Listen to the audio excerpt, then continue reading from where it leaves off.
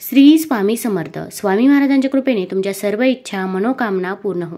हिंदू धर्मात रक्षाबंधन हा भाऊ बहिणीचा विशेष सण म्हणून साजरा केला जातो. बहीण भावाच्या अतूट प्रेमाचे प्रतीक असलेला हा सण मोठ्या उत्साहात साजरा केला जातो. दरवर्षी श्रावण महिन्याच्या पौर्णिमा तिथीला हा सण साजरा करतात. यावर्षी रक्षाबंधन 19 ऑगस्टला सोमवारी येत आहे.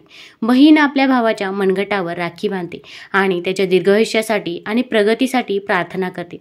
भाऊ आपल्या लाडक्या बहिणीला भेट वस्तू देऊन तिच्या रक्षणाचे वचन देखील देतो. राखी बांधण्यापूर्वी भावाच्या कपाळावर बहीण टिळा लावते. हिंदू धर्मात कपाळावर टिळा लावणं हे खूप शुभ मानलं जातं. औक्षण करून टिळा लावण्यासाठी टिळ्यामध्ये जर आपण काही विशिष्ट गोष्टी समाविष्ट केल्या तर आपल्या भावाची नक्कीच प्रत्येक क्षेत्रामध्ये प्रगती होईल. प्रत्येक बहिणीला वाटत असते की आपल्या भावाची देखील प्रगती व्हावी, त्यावरती कोणतंही संकट हे येऊ नये, त्याच्या मागे कोणतीही इडापिडा ही लागू नये, तसेच आपल्या भावाची प्रत्येक क्षेत्रामध्ये प्रगती व्हावी असे प्रत्येक बहिणीला वाटत असते. तर यासाठी आपल्याला रक्षाबंधनाच्या दिवशी काही उपाय करायचे आहे. हा जर उपाय तुम्ही अगदी मनापासून आणि श्रद्धेने केला तर आपल्या भावाची नक्कीच प्रगती होईल. तर कोणता उपाय करावा हे जाणून घेण्या अगोदर तुम्ही चॅनलवरती नवीन असाल तर चॅनलला लाईक करा आणि सबस्क्राईब देखील करा. कमेंटमध्ये श्री स्वामी समर्थ किंवा हर हर महादेव लिहायला विसरू नका. शास्त्रानुसार रक्षाबंधन हा एक पवित्र सण आहे. यामुळे मनाची शांती आणि पवित्रता कायम राहते. वाईट विचार माणसाच्या मनात आणि डोक्यात शिरत नाही आणि ते चुकीच्या मार्गावरती देखील भटकत नाही. अनेक प्रसंगी यामुळे एखादा व्यक्ती चुकीचे कार्य करण्यापासून दूर राहतो. म्हणून प्रत्येक बहिणीने आपल्या भावाच्या हातामध्ये राखी ही बांधायचीच आहे. रक्षाबंधनाच्या सणाचा उल्लेख महाभारतातही आहे. जेव्हा युधिष्ठिराने भगवान श्रीकृष्णाला विचारले की मी सर्व संकटांवर कसे मात करू शकेल, तेव्हा कृष्णाने त्याच्या आणि आपल्या सैन्याच्या रक्षणासाठी राखीचा सण साजरा करण्याचा सल्ला दिला होता. त्यामुळे आपण देखील रक्षाबंधनाचा सण हा साजराच करायचा आहे. तर या दिवशी आपल्याला सकाळी लवकरच उठायचं आहे. अगदी तुम्ही ब्रह्ममुहूर्तावरती उठले तरी पण चालेल. या दिवशी पौर्णिमा देखील आहे. पौर्णिमेला देखील विशेष महत्त्व आहे. पौर्णिमेच्या दिवशी जर माता लक्ष्मीची पूजा केली तर माता लक्ष्मी ही प्रसन्न होत असते. तसेच कोळी बांधवांमध्ये नारळी पौर्णिमेचा सण देखील रक्षाबंधनच्या दिवशी साजरा केला जातो. आता या दिवशी पौर्णिमा आहे. आपण जेव्हा आंघोळ करू त्यानंतर आपल्याला शुभ्र रंगाचे वस्त्र परिधान करायचे आहे. आपण आपल्या भावाला ओवाळणार आहोत, मग आपण पिवळ्या रंगाचे किंवा लाल रंगाचे वस्त्र परिधान करू शकता. फक्त आपण काळा रंग हा वर्ज्य करायचा आहे. जेव्हा पण एखादं शुभ कार्य असतं तेव्हा आपण काळा रंग वर्ज्य करत असतो. त्याचप्रमाणे या दिवशी देखील काळ्या रंगाचे कपडे आपण घालायचे नाही. अगदी भाऊ असेल किंवा बहीण असेल, दोघांनी पण या दिवशी काळ्या रंगाचे वस्त्र हे चुकूनही घालायचे नाही. आता आपण प्रथम देवघरामध्ये एक दिवा प्रज्वलित करायचा आहे. शुद्ध तुपाचा दिवा प्रज्वलित करू शकता किंवा तिळाच्या तेलाचा, मोहरीच्या तेलाचा दिवा तुम्ही प्रज्वलित केला तरी पण चालेल. माता लक्ष्मीची आपल्याला या दिवशी पूजा ही करायची आहे, कारण की हा पौर्णिमेचा दिवस आहे आणि पौर्णिमेच्या दिवशी माता लक्ष्मी पृथ्वीवरती येत असते असे म्हणतात. आपण माता लक्ष्मीची विधिवत पूजा करायची आहे. तसेच तुम्ही या दिवशी जर सत्यनारायण करत असाल तर आवर्जून आपण सत्यनारायण हे करायचंच आहे. श्रावण महिन्यातील सत्यनारायणाला देखील विशेष महत्त्व आहे. आता या दिवशी आपण माता लक्ष्मीला काही गोष्टी अर्पण करायच्या आहेत. तर आपण 2 लवंग हातामध्ये घ्यायचे आहे. हे लवंग साबूत असावे, कुठेही तुटलेले फुटलेले नसावे. या लवंगांना पुढे फूल देखील पाहिजे असे लवंग आपल्याला घ्यायचे आहे. 2 लवंग घ्यायचे. पहिल्यांदा एक दिवा प्रज्वलित करायचा. माता लक्ष्मी समोर आपण बसायचं आहे. ते जे काही 2 लवंग आहे ते आपल्याला आपल्या उजव्या हातामध्ये पकडायचे आहे. हाताची मूठ ही बंद करायची आहे. त्यानंतर आपल्याला महालक्ष्मी अष्टकम 11 वेळा म्हणायचं आहे. अगदी तुम्हाला म्हणणे शक्य होत नसेल तर तुम्ही मोबाईलवरती देखील लावून देऊ शकता. मग तुम्ही श्रवण केलं तरी पण चालेल. पण आपल्याला हे महालक्ष्मी अष्टकम या दिवशी म्हणायचंच आहे. आता हे म्हणून झाल्यानंतर आपल्याला आपली जी काही इच्छा आहे, मनोकामना आहे ती माता लक्ष्मीला सांगायची आहे. अगदी कठीणातली कठीण कोणतीही इच्छा असो, तुम्हाला नोकरी मिळत नसेल किंवा संतान प्राप्ती होत नसेल, जे काही आहे ते तुम्ही माता लक्ष्मीला सांगायचं आहे.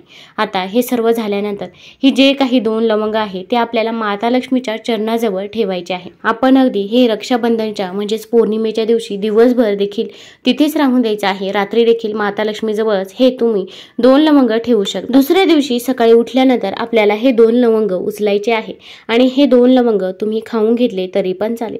यामुळे माता लक्ष्मीचा आपल्याला आशीर्वाद हा प्राप्त होत असतो. आता हा उपाय कोण करू शकतं तर घरातील कोणत्याही व्यक्तीने हा उपाय केला तरी पण चालेल. ताई, दादा, तुमची लहान मुलं देखील हा उपाय करू शकता. फक्त मासिक धर्म असेल किंवा सूतक असेल तर या काळामध्ये आपल्याला हा उपाय करता येणार नाही. आता या दिवशी आपल्याला भावाला ओवाळायचं आहे. ओवाळताना आपल्याला एक टिळा हा आवर्जून लावायचाच आहे. मग आपण या दिवशी भावाला केशरचा टिळा देखील लावू शकता आणि ज्यांना केशरचा टिळा लावणे शक्य होत नाही तर त्यांनी कोणता टिळा लावावा हे देखील मी तुम्हाला या व्हिडिओमध्ये सांगणार आहे. घरातील अनेक शुभ कार्यात केशरचा वापर तुम्ही पाहिला असेल, कारण केशर आदर आणि पवित्रतेचं प्रतीक मानलं जातं. त्यामुळे रक्षाबंधनच्या दिवशी भावाला केशरचा टिळा देखील तुम्ही लावू शकता. यामुळे घरात सुख, शांती आणि समृद्धी नांदते. याशिवाय केशराचा संबंध गुरुग्रहाशी आहे, त्यामुळे तुम्ही केशर टिळा लावल्याने आपल्या भावाचा गुरुग्रह हा बळकट होत असतो व भावावरती गुरुग्रहाचा आशीर्वाद हा कायम राहतो. त्यानंतर दुसरा म्हणजे हळदीचा टिळा.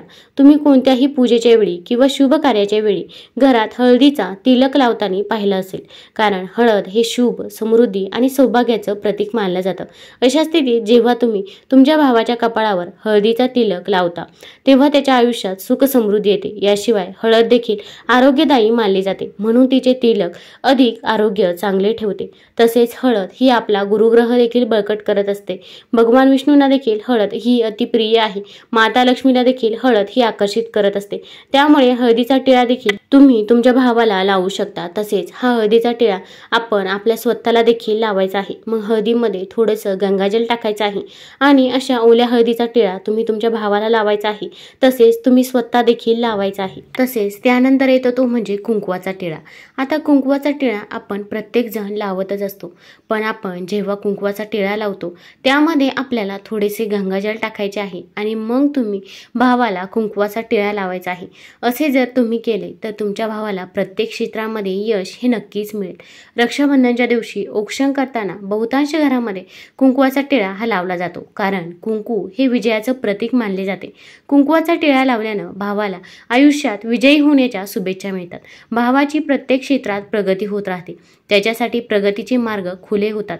कुंकू दुर्गा देवीसाठीही प्रिय आहे. तसेच आपण जेव्हा आपल्या भावाला कुंकवाचा टिळा लावत असतो तेव्हा आपण ओम दुर्गाय नमः, ओम दुर्गाय नमः या मंत्राचा जप करावा. यामुळे आपल्या भावाला दुर्गा देवीचा आशीर्वाद हा प्राप्त होत असतो.